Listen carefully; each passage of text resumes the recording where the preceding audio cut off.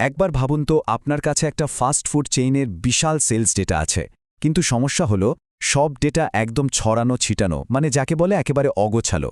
তো আজকের এই পর্বে আমরা ঠিক এটাই দেখব, কিভাবে এক্সেল ব্যবহার করে এই এলোমেলো ডেটাকে একটা পাওয়ারফুল রিপোর্টে পরিণত করা যায়। আসল চ্যালেঞ্জটা তো এখানেই। একগাদা সংখ্যা আমাদের সামনে থাকতেই পারে, কিন্তু সেই সংখ্যাগুলোর ভেতরের গল্পটা বের করে আনা আর সেটাকে একটা স্মার্ট সিদ্ধান্তে পরিণত করা, সেটাই আসল কাজ। চলুন দেখি কিভাবে এই সংখ্যাগুলোকে দিয়ে কথা বলানো যায়। পুরো প্রক্রিয়াটাকে আমরা একটা সহজ রান্নার রেসিপির মতো করে 4টা ধাপে ভাগ করে নিয়েছি। প্রথমত, ডেটাকে পরিষ্কার করে প্রস্তুত করা।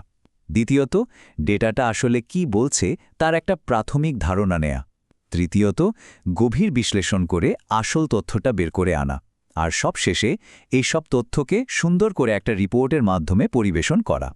তো চলুন আমাদের প্রথম ধাপ মানে প্রস্তুতি পর্বটা শুরু করা যাক। মনে রাখতে হবে, যে কোনো ভালো বিশ্লেষণের মূল ভিত্তি হলো পরিষ্কার ডেটা। কারণ আমাদের শুরুটা যদি ভুল ডেটা দিয়ে হয়, তাহলে শেষটাও কিন্তু ভুলই হবে। তাই এই ধাপটা খুবই জরুরি। ডেটা ক্লিনিংয়ের একটা খুব সাধারণ সমস্যা দেখুন। এখানে ম্যানেজারদের নামের আগে পরে কিছু এক্সট্রা স্পেস ঢুকে আছে, যা ডেটাকে অসামঞ্জস্যপূর্ণ করে ফেলে। কিন্তু এক্সেলের একটা খুবই কাজের ফর্মুলা আছে, ট্রিম। এটা ব্যবহার করার সাথে সাথেই দেখুন সব অতিরিক্ত স্পেস গায়েব হয়ে নামগুলো একদম ঝকঝকে হয়ে গেছে। এবার একটা মজার জিনিস দেখুন, কোয়ান্টিটি কলামটা। আচ্ছা, এখানে ডেটাতে দেখাচ্ছে আধখানা বার্গার বা 1.5টা স্যান্ডউইচ বিক্রি হয়েছে। এটা তো আসলে সম্ভব না, তাই না?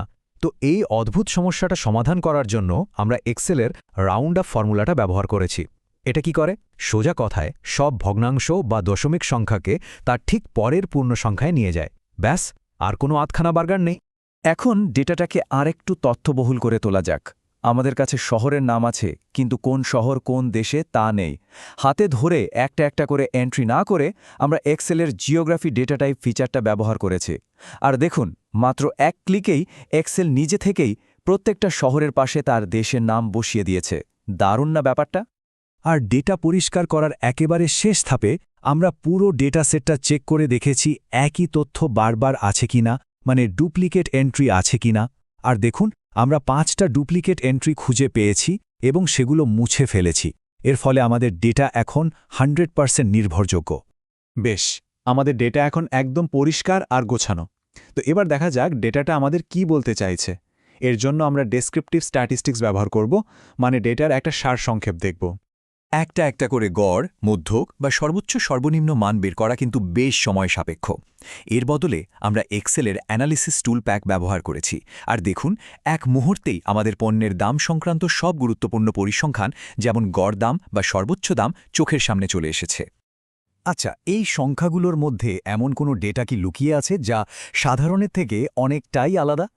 এই ধরনের অসাধারণ ডেটা পয়েন্ট বা আউটলায়ার খুঁজে বের করার জন্য বক্স অ্যান্ড হুইস্কার প্লট একটা চমৎকার টুল। এটা আমাদের দেখায় কোন ডেটাগুলো বাকিদের থেকে অনেক দূরে। আর এই প্লটটা ব্যবহার করার পরেই একটা দারুণ জিনিস সামনে এলো। আমরা দেখলাম যে ডেটাতে যতগুলো অস্বাভাবিক দামের এন্ট্রি আছে, তার সবগুলোর পেছনে একজনই ম্যানেজার আছেন, জোয়েল। দেখুন, ডেটা ভিজুয়ালাইজেশন কিভাবে আমাদের একটা সমস্যার একদম গভীরে নিয়ে যেতে পারে। ঠিক আছে, এবার আমরা বিশ্লেষণের একেবারে মূল পর্বে চলে এসেছি। এখন আমরা পিভট টেবিলের মতো শক্তিশালী টুল ব্যবহার করে ব্যবসার কিছু গুরুত্বপূর্ণ প্রশ্নের উত্তর খুঁজব। যে কোনো খাবারের ব্যবসার জন্য এটা একটা $1 মিলিয়ন প্রশ্ন। আমাদের কোন জিনিসটা সবথেকে বেশি চলছে? চলুন ডেটার কাছেই এর উত্তরটা জেনে নেওয়া যাক। পিভট টেবিল থেকে বানানো এই বার চার্টটা দেখুন। একদম পরিষ্কার বোঝা যাচ্ছে যে বিক্রির পরিমাণে আমাদের সেরা পণ্য হল বেভারেজ বা পানীয়। এই ছোট্ট একটা তথ্য কিন্তু স্টক ম্যানেজমেন্ট থেকে শুরু করে মার্কেটিং পর্যন্ত অনেক কিছুতেই কাজে লাগতে পারে। ব্যবসার স্বাস্থ্য বোঝার জন্য পরের প্রশ্নটা খুবই স্বাভাবিক। সব মিলিয়ে আমাদের মোট আয় বা রেভিনিউ কত হল? এটাও আমরা পিভট টেবিল দিয়ে খুব সহজেই বের করে ফেলেছি। প্রতিটি পণ্যের দামকে তার বিক্রির পরিমাণ দিয়ে গুণ করে মোট আয় দাঁড়িয়েছে $8,12,000। আচ্ছা, আমাদের ক্রেতারা কিভাবে পেমেন্ট করতে বেশি পছন্দ করছেন? তারা কি ক্যাশ বেশি ব্যবহার করছেন নাকি কার্ড? এই প্রশ্নের উত্তরটা আমাদের গ্রাহকদের আচরণ বুঝতে সাহায্য করবে। এই ডোনাট চার্টটি দেখুন। এখানে একদম স্পষ্ট যে আমাদের আয়ের সিংহভাগই আসছে ক্রেডিট কার্ড পেমেন্টের মাধ্যমে। এটা আমাদের পেমেন্ট সিস্টেম বা ভবিষ্যৎ কোনো অফার প্ল্যান করার জন্য খুব গুরুত্বপূর্ণ একটা তথ্য। ডেটা বিশ্লেষণ তো হলো, কিন্তু এইসব তথ্য যদি এমনভাবে সাজানো না যায় যা সবাই সহজে বুঝতে আর ব্যবহার করতে পারে, তাহলে পুরো পরিশ্রমটাই বৃথা। তাই এবার আমরা একটা ডাইনামিক বা ইন্টারঅ্যাক্টিভ রিপোর্ট তৈরি করব। এই রিপোর্টের জাদুটা দেখুন।